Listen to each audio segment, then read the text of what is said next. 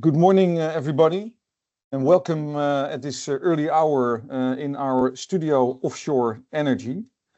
My name is Bob Meijer from TKI Offshore Energy, and today's topic of Studio Offshore Energy is about offshore hydrogen. And at this early moment of the day, we would like to go into the findings of a report that was commissioned by TKI Offshore Energy in cooperation with the HERO platform, the knowledge platform for offshore hydrogen developments. It was commissioned by TKI and it was performed by TNO. And today we have in Studio Offshore Energy Lennert Buijs of TNO, one of the authors of the report, will give a presentation of the findings of the report. We also have online René van der Meer, who is the head of new energy of ENI, an expert in the field of offshore energy, and in particularly also active in the area of offshore hydrogen. And René will also comment on the findings in the study and possibly also raise some questions. Now, about those questions, you're all invited to raise questions yourself. You can do that in the chat, and what we'll try to do is to answer as many questions as we can. But we also only have half an hour. So if a lot of questions remain on the topic, we may come back to you with answers on those questions. So, well, without further ado, I would like to hand over to Lennert Buijs of TNO, who will present the findings of this offshore hydrogen study. Lennert. Yes, good morning, Bob, and good morning, everyone. I will share my slides now.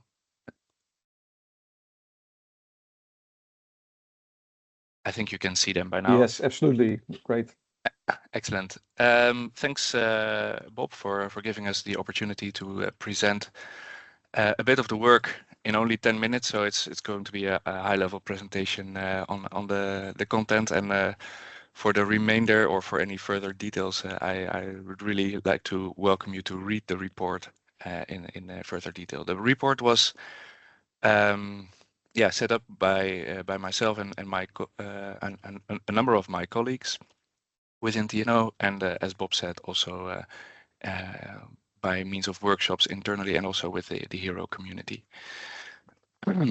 So it's a nice challenge to write a report on the state of art of offshore hydrogen, but it's an quickly advancing industry, I would say. So it's good to just get a summary of what the status is. On the other hand, it has been published already half a year ago, so things also get updated or outdated, but that's the way it is. I'm looking forward to guiding you through the report today. I think a little bit of the context. There are three main things that are currently, you could say, happening. One is that the domestic hydrogen production in Northwest Europe is quite under pressure, with delays of infrastructure, with markets being a little bit difficult at the moment for many operators. This is one thing. However, we should also say that the political ambitions are very strong and sustained, with high ambitions for the offshore wind in Northwest Europe, as well as offshore electrolysis. We'll get there later. And the last but not least, we see that there is a societal business case for offshore hydrogen in Northwest Europe. And this is particularly, I should say, for when we would reach these high political ambitions. So that's why there's a strong focus, I would say, on offshore hydrogen production, and it's valuable to investigate what offshore hydrogen production could bring to the energy system in Northwest Europe. Very quickly, you will find much more of this in the report. As an introduction, what is offshore hydrogen production? Well, it's it looks very simple. So it's an hydrogen production system offshore, and we can think of different sizes, from large-scale hydrogen production on energy islands up to, say, centralized hydrogen production on platforms for a whole wind farm or for only a few turbines. This is the semi-central concept. And there's also the decentralized hydrogen production concept, where basically an electrolyzer, as we call it, is based on the transition piece of a wind turbine itself. So those are, I would say, the four, you could say, geographical concepts, and there's also different ways, different strategies of producing hydrogen with one of these concepts, and that depends on whether they are grid connected or not, and what is the purpose of producing hydrogen. Is it are you using your facilities to produce hydrogen basically at all moments in time, or are you using it more as a peak shaver, where you only produce hydrogen at moments where you have sufficient electricity produced from your wind farm to start up your electrolyzer? All kinds of ways. There's no right or wrong necessarily, but there are different concepts that are currently there.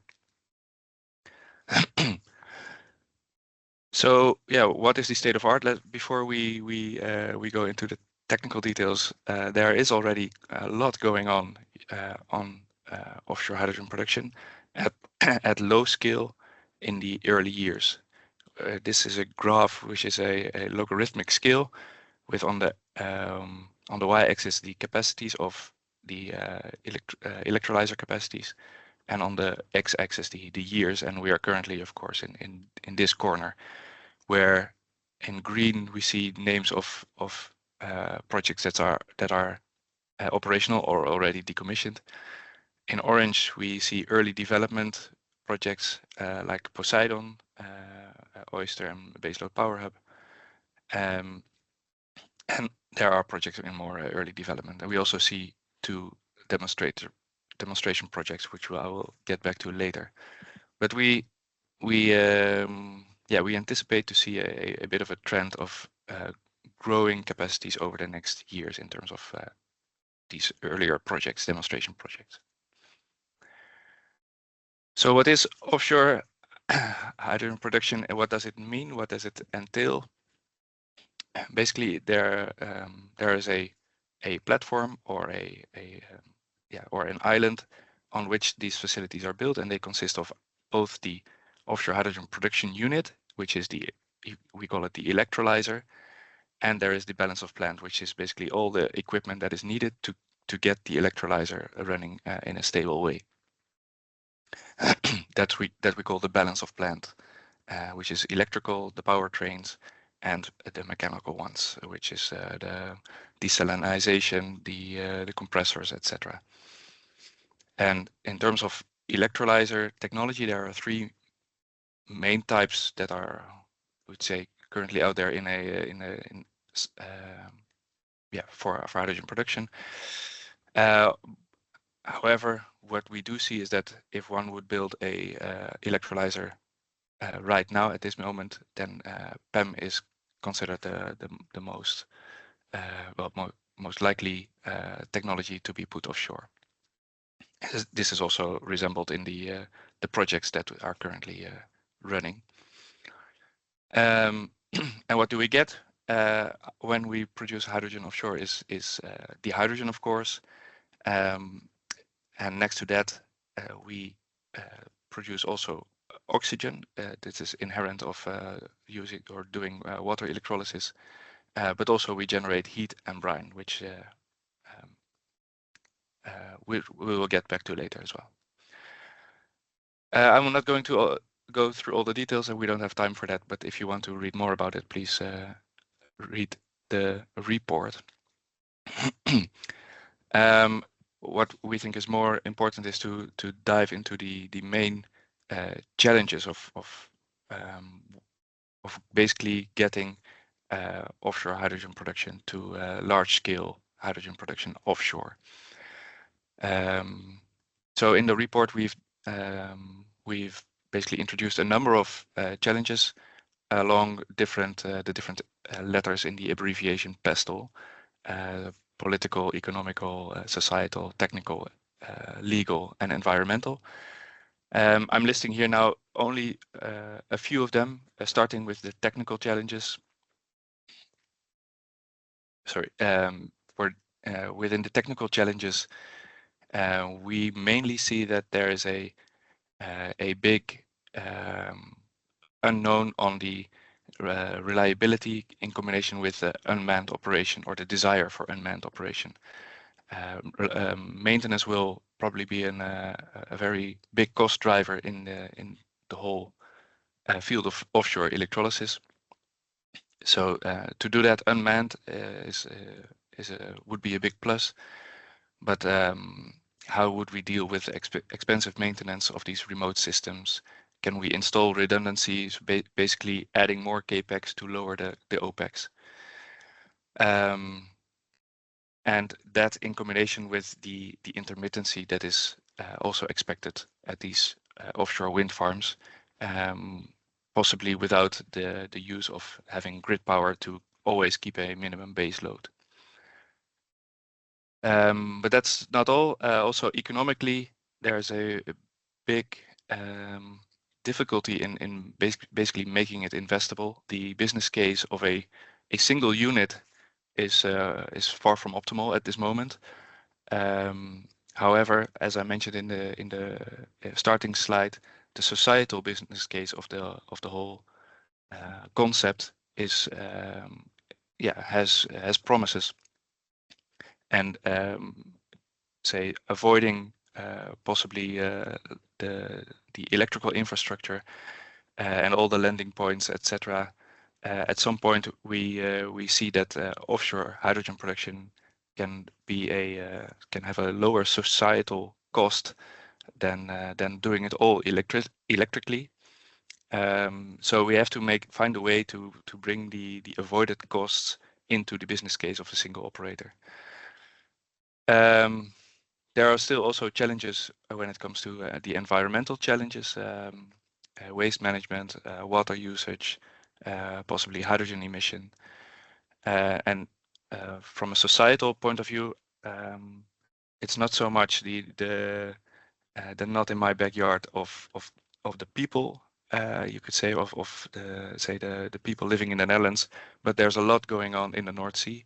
And yeah, you can imagine that all kinds of parties would like to use the North Sea in the best way they can. And this is yet another activity that is possibly put on the North Sea.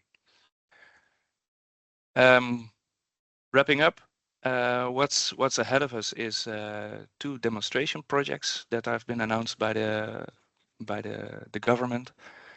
One is the first one is the demo 1, which should be online around 2030 and should be an electrolyzer of the size of approximately 30 to 50 megawatts. And it will be placed close to the Hollandse Kust wind areas. And a few years later, there is a demonstration project planned for a 500 megawatt offshore electrolysis system at Ten Noorden van de Wadden wind farm. And connected with that, there are all kinds of learning objectives which you can find online, very good for you to evaluate. And yeah, combined with these learning objectives in the report, we've also given our vision on what learnings can or shall be learned in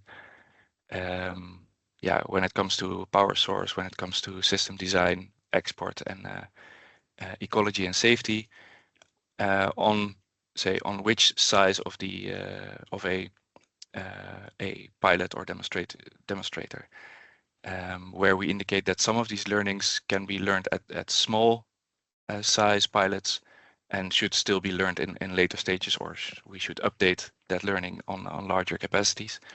And some of them we can learn at a later stage. Some of them we need to learn really offshore, and others we can also learn on, say, offshore built systems, or systems that are built with an offshore vision, but you don't necessarily have to put them offshore in order to perform the learning, which can, for example, save you investments on the exporting routes of the hydrogen towards shore. And all of that you can find in our report. So you find a much a deeper summary of the state of the art of electrolysis systems, the bottlenecks to 500 megawatts offshore, and this more details on this roadmap for knowledge development. Yeah. And with that, I'd like to end my story. I hope it's still a bit in time, Bob. Yeah, absolutely. And thanks so much, Lennert, for clearly setting out the scope, but also the large part of the content of the report. And as you already said, so we encourage you all to read the report. There is in the beginning of the chat, if you scroll back, there is the link to the report. Just to make sure we can repeat that link again in the chat for the people who have connected later to this webinar. So it is definitely interesting reading.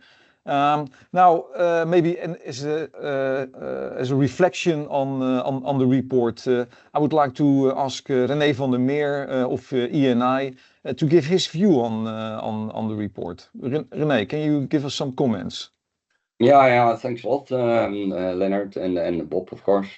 Yeah, first of all, thanks a lot for the report. It was really enjoyable reading. And the first thing what crossed my mind actually that all aspects were there. So I remember when we started, for example, Poseidon. I have personally a technical background, so your first focus on the technical aspects of offshore hydrogen. But I think this along the journey we faced with Poseidon, we faced many more aspects, and that's what I found in the report as well. So topics, for example, as ecology, which is nowadays really important because the North Sea is getting more and more crowded, I would say. So spatial planning is really an issue, but also pay attention for the environment we live in as offshore users.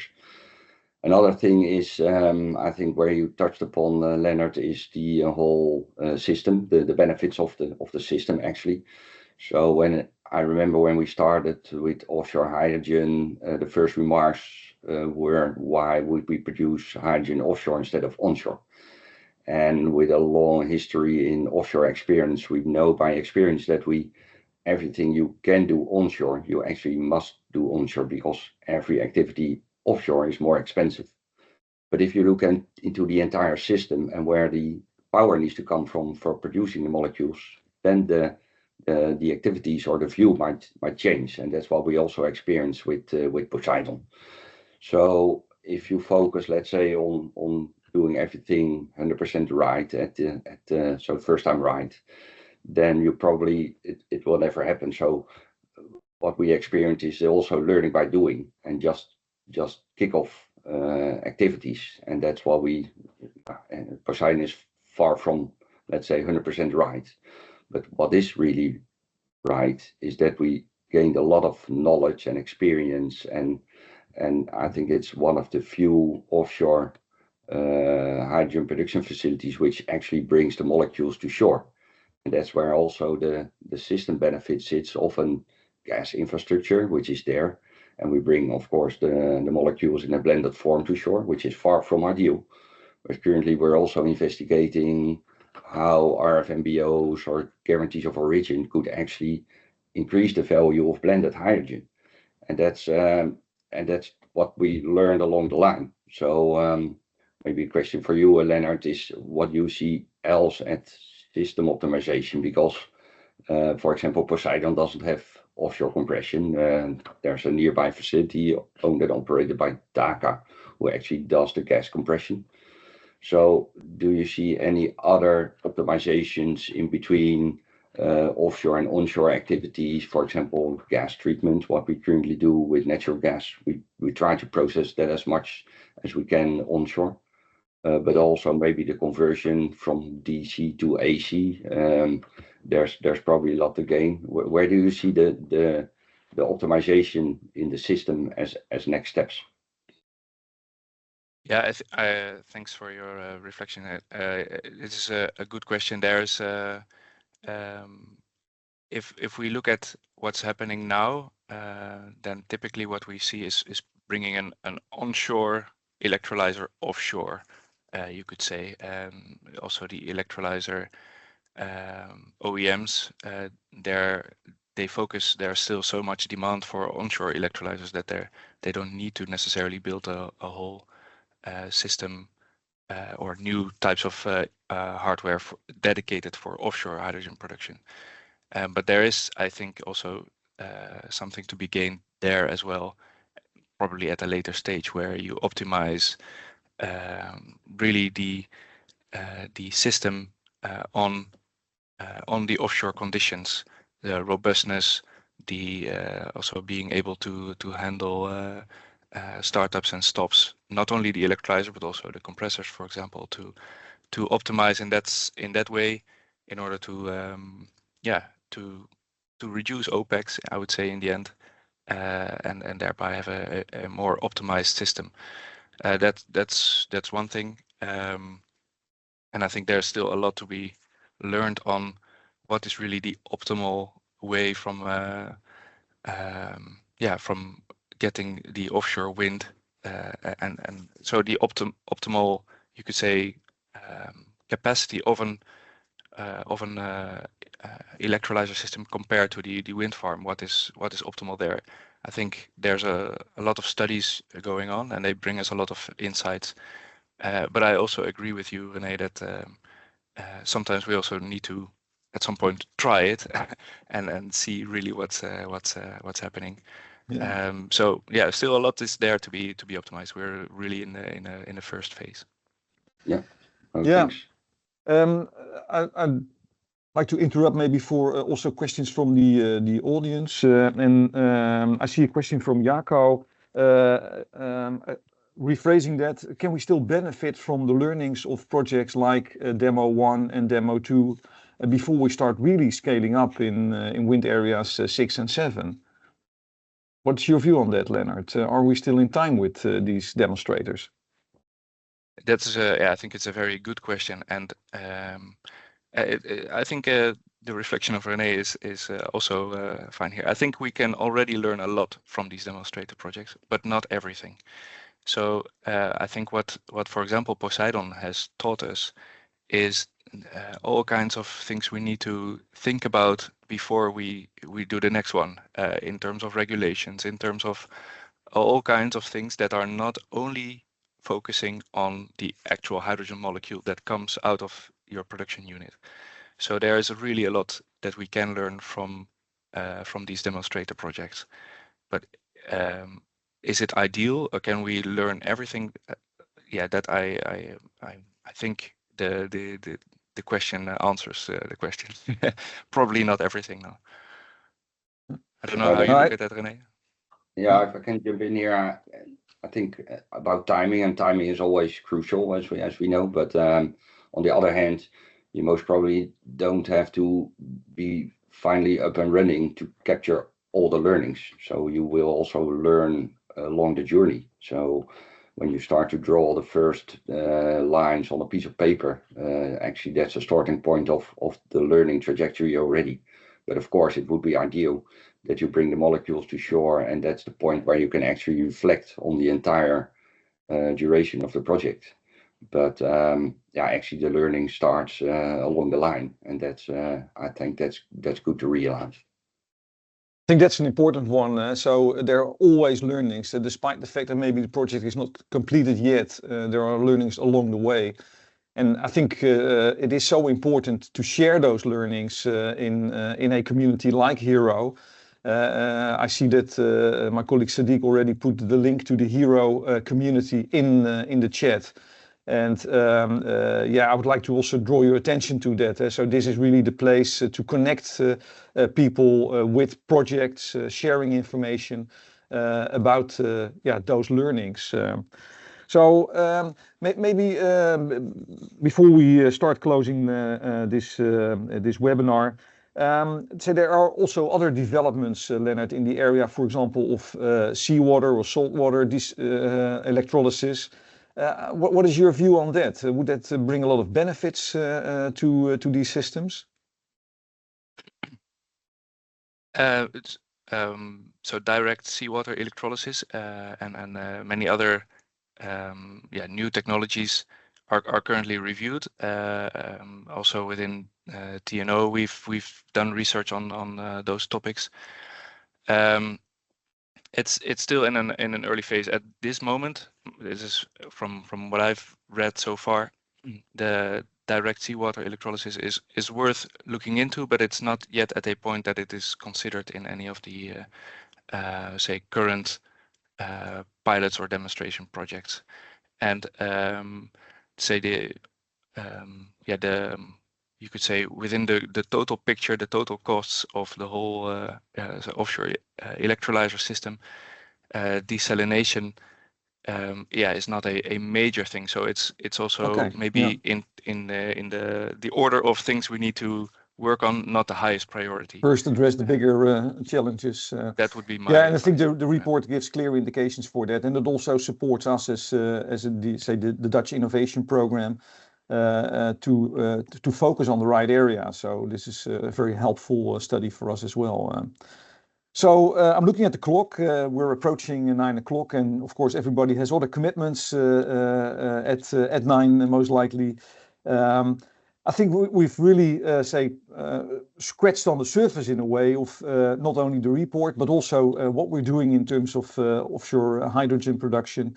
So important for our energy transition. But with the insights of both Lennert and René, I think we've learned a lot more already. And again, the encouragement to look at the report in more detail. Also to contact us with any questions or that you may have about this subject. And again, the link to the HERO offshore hydrogen community that we've set up together with the ministry and TNO. So I want to thank you very much for your attention. Thank you, Lennert and René, for presenting and commenting on this. And thanks a lot, Sadiq, for setting up all the technique behind the screens. So I wish you all a very good day.